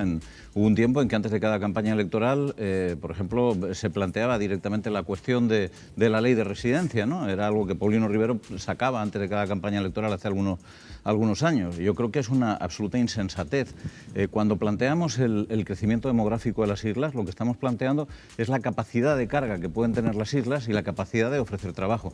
Pero al margen de la demagogia fácil de decir que la gente viene a llevarse los puestos de trabajo de los que están aquí, hay un dato que se constata a lo largo de toda la historia de la humanidad, que es todos los grandes procesos expansivos de crecimiento económico han ido acompañados de oleadas migratorias gigantescas. Y si quieren, hay ejemplos extraordinarios. La potencia de Estados Unidos surge fundamentalmente por las emigraciones masivas desde Europa a Estados Unidos. La de Inglaterra surge también a partir de la caída de la Commonwealth, cuando miles de asiáticos, miles de ciudadanos de la Commonwealth acuden a Inglaterra y permiten que se sostenga el país después de la Segunda Guerra Mundial. Son fenómenos absolutamente reiterados. Y yo solamente me atrevo a decir una cosa: el momento de mayor crecimiento económico, de las islas antes de la crisis económica coincide con un momento extraordinario de expansión de la emigración. Por lo tanto, ¿qué camelo es este de que la emigración empobrece a los países? Lo que hace es enriquecerlos. Hay que mirar también a Fuerteventura. Fuerteventura es una de las islas, María, donde más porcentaje de población extranjera hay. Y se cubren esos huecos, lo decía el señor Zapata, Vicente Zapata, se cubren trabajos que no hay, o que por lo menos los residentes no cubren en Fuerteventura. Pero ahora voy a dar una mala noticia. A ver. Según los datos que se han dado de las nacionalidades, a no ser Venezuela, que ahora ya se le está reconociendo el derecho de solicitar protección internacional, y los italianos porque son comunitarios, el resto lo va a tener muy complicado para recibir. Cuba, si los datos están llegando cubanos, tendrán que esperar 3 años a solicitar el arraigo, ser familia, madre, padre de comunitarios y haber demostrado previamente que estaban siendo mantenidos y que tengan las familias que les reagrupan dinero para mantenerles. Entonces, los datos que han arrojado el SAIN este año es que el 64% que ha acudido al servicio está en situación irregular y está trabajando. Entonces, ¿eso qué quiere decir? Que el porcentaje de la economía informal en la isla de Fuerteventura en concreto es altísimo. Entonces, ahí sí que deberíamos reflexionar. Entonces, sí, mano de obra, pero esa mano de obra en muchísimos casos no está siendo contratada y sin pagar nóminas y en unas situaciones laborales sin ningún derecho laboral. Nos quedan 30 segundos, Lala, no sé si quieres aportar algo. Sí, yo en principio me gustaría señalar que los brazos abrazan y las fronteras matan, ¿vale? Que es responsabilidad de todos y de todas, ¿vale? Desde nosotros que estamos en el juzgado y tenemos que pelear por de alguna forma conseguir que a las personas se les garanticen sus derechos, como de las personas que forman parte de las ONGs, como de los jueces, de que tanto los que vigilan, porque tienen porque son los jueces en este caso que tienen competencias para ver que se cumplen y se garanticen con las mínimas condiciones que tiene que tener un centro de internamiento extranjero, como de la policía, que tiene que velar en este caso por los internos, como por la parte de las ONG. Yo creo que es responsabilidad de todos y de todas cumplir y que se garanticen con los derechos mínimos de las personas que vienen en patera.